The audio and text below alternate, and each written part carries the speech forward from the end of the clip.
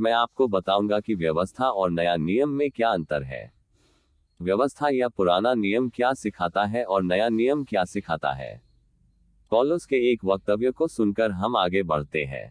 पौलुस कहते हैं कि मैं चाहता हूं कि तुम्हें शक्त भोजन दूं, पर तुम तो अभी भी दूध पीते हुए बच्चे हो।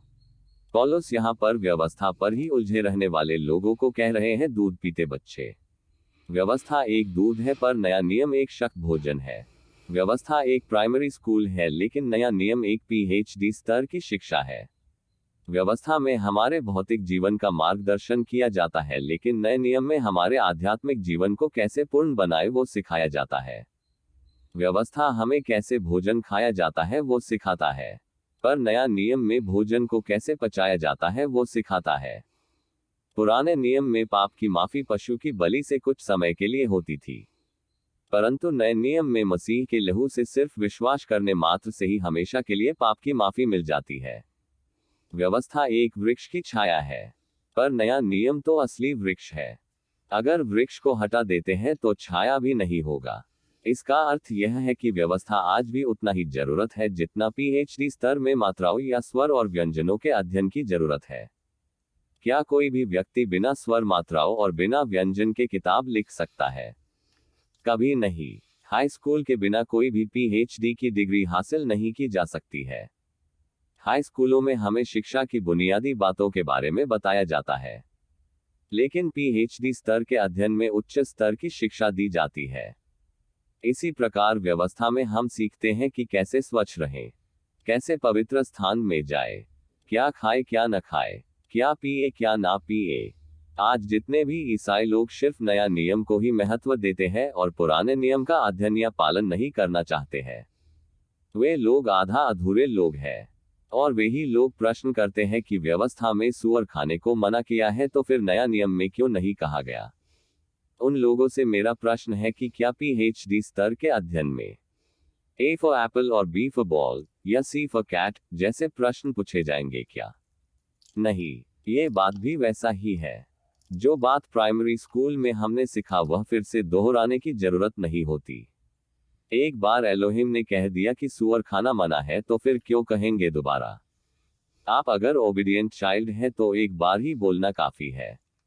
व्यवस्था में पड़ोसी के साथ कैसा व्यवहार करें, पशु के साथ कैसे व्यवहार करें, सृष्टि के साथ कैसे बर्ताव करें, अपनों से बड़े लोगों से कैसे बर्ताव करें, यही बताई गई है। 10 आज्ञाओं में भी जीवन की मूलभूत बातें हैं, जैसे तुम्हें अन्य देवताओं की पूजा नहीं करनी चाहिए, तुम्हें कोई मूर्ति नहीं बनानी चाहिए, तुम्हें एलोहिम का नाम व्यर्थ में नहीं लेना चाहिए, तुम्हें विश्राम दिन मनाना नहीं भूलना चाहिए, तुम्हें अपने माता पिता का सम्मान करना चाहिए, तुम्हें हत्या नहीं करनी चाहिए, तुम्हें व्यभिचार नहीं करनी चाहिए, तुम्हें चोरी नहीं करनी चाहिए, तुम्हें झूठ नहीं बोलना चाहिए, और तुम्हें लालच नहीं करना चाहिए, तुम्हें झूठी साक्षी नहीं देनी चाहिए वगैरह। ये सब बातें बिल्कुल बुनियादी है। इन सब बातों में क्या बुराई है? ईसाई लोग ये सब क्यों इनकार करते हैं? व्यवस्था सिर्फ यहूदियों के लिए नहीं बल्कि हम सब के लिए दिया गया है। शब्बात भी व्यवस्था में ही है कि नहीं? ये तो यहूदी लोग पैदा होने से पहले ही एलोहिम ने दिया था। एलोहिम ने आरंभ में ही 7वें दिन आराम किया था, तो शब्बात कैसे यहूदियों का हुआ? व्यवस्था एक मनुष्य को तैयार करता है कि वह कैसे पवित्र जीवन के लिए आगे बढ़े। अब प्रश्न है कि व्यवस्था का पालन करना इतना ही जरूरी था तो इन आज्ञाओं को नए नियम में क्यों नहीं लिखा गया है? वो इसलिए क्योंकि यह पहले से ही व्यवस्था में लिखा गया था, और उसको नए नियम में फिर से लिखने की क्या जरूरत है? प्राइमरी स्कूल की शिक्षा को फिर से पीएचडी के कोर्स में दोहराने की क्या जरूरत है? इन सभी आज्ञाओं को या व्यवस्था को हमारे उद्धारकर्ता मसीह ने ऊंचे स्तर में समझा दिया है। वो कैसे? आइए देखते हैं।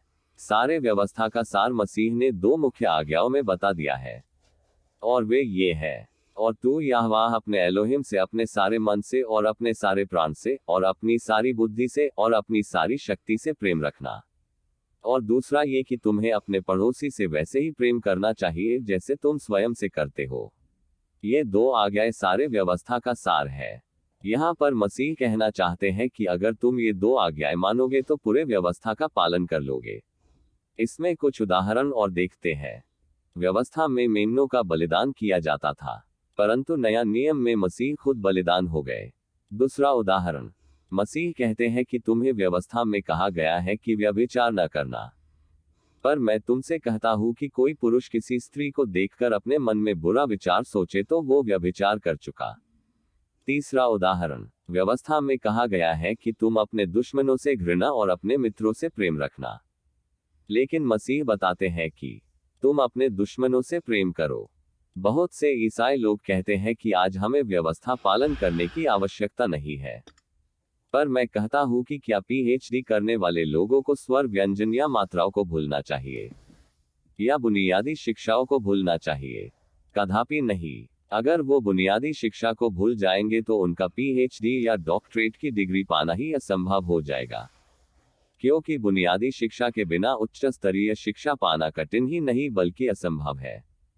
इसीलिए आज अगर नए नियम को सच्चे अर्थ में समझना है तो व्यवस्था का अध्ययन करना अनिवार्य है।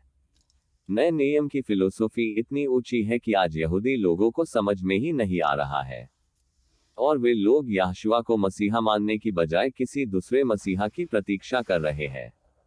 यहूदी लोग एक ऐसे छात्र की तरह है जो माध्यमिक शिक्षा से आगे जाना ही नहीं चाहता, तो कैसे वो छात्र डॉक्टरेट की डिग्री हासिल करेगा? यहूदी लोग केवल व्यवस्था में ही उलझे रहते हैं। पौलुस कहते हैं कि बुनियादी बातों से ऊपर उठकर ऊंची बातों पर मन लगाओ।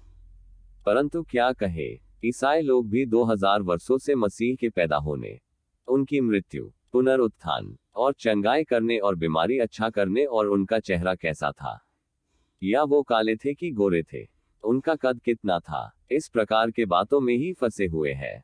अरे भाई, वो एक समय था कि मसीहा उद्धारकर्ता बनकर आए थे, पर अब वह न्यायाधीश बनकर आ रहे हैं। तो अब तो न्यायकर्ता की बात करो ना। कब तक बुनियादी बातों पर उलझे रहोगे? मेरा कहना यह है कि मसीह एक बार उद्धारकर्ता बनकर आए और अब वे न्यायाधीश बनकर आने वाले हैं। ईसाई लोग जो बात सबसे ऊंची है उसकी बातें नहीं करते हैं, बस खुद को एक दूसरे से अच्छा और सच्चा बताने की कोशिश करते हैं और डिनोमिनेशन की बातें करते हैं।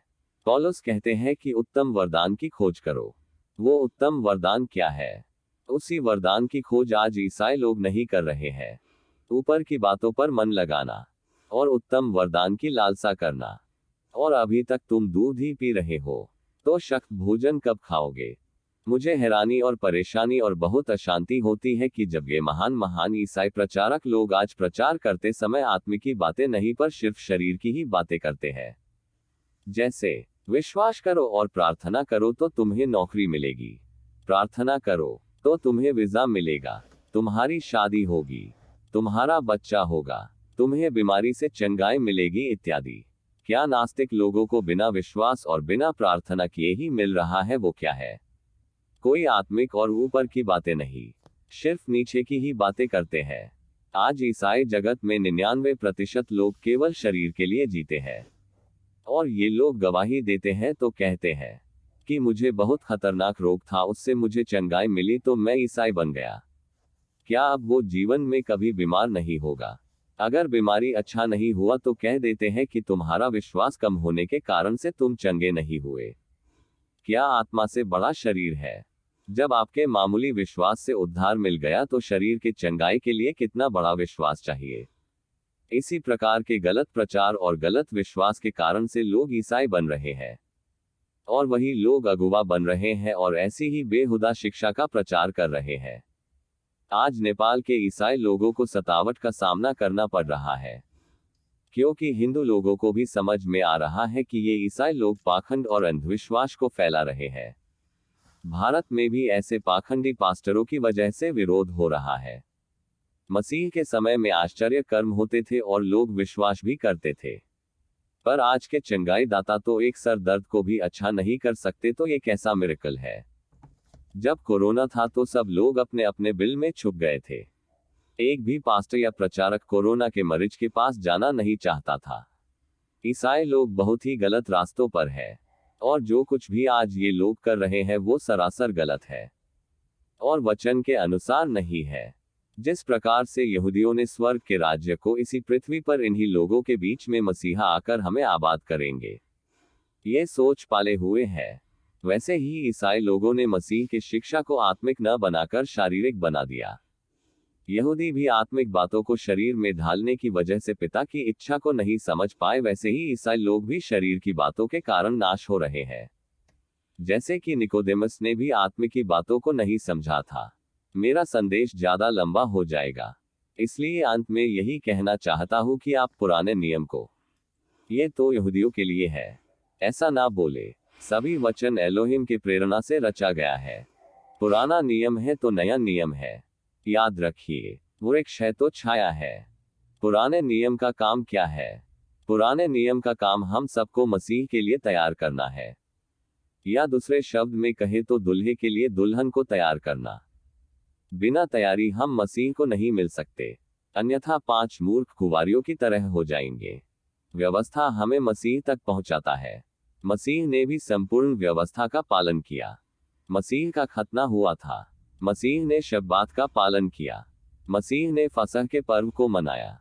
मसीह ने हिब्रू भाषा के धर्मशास्त्र की पढ़ाई की। मसीह ने हर कदम पर व्यवस्था के वचनों को अपने चेलों को सिखाया। मसीह ने यहूदियों के पाखंडवाद का विरोध किया। मसीह ने कफरनहूम की सिनेगोग में तोराह अर्थात व्यवस्था को चुमा। उन्होंने व्यवस्था को प्यार और पालन किया। आप क्या कर रहे हो?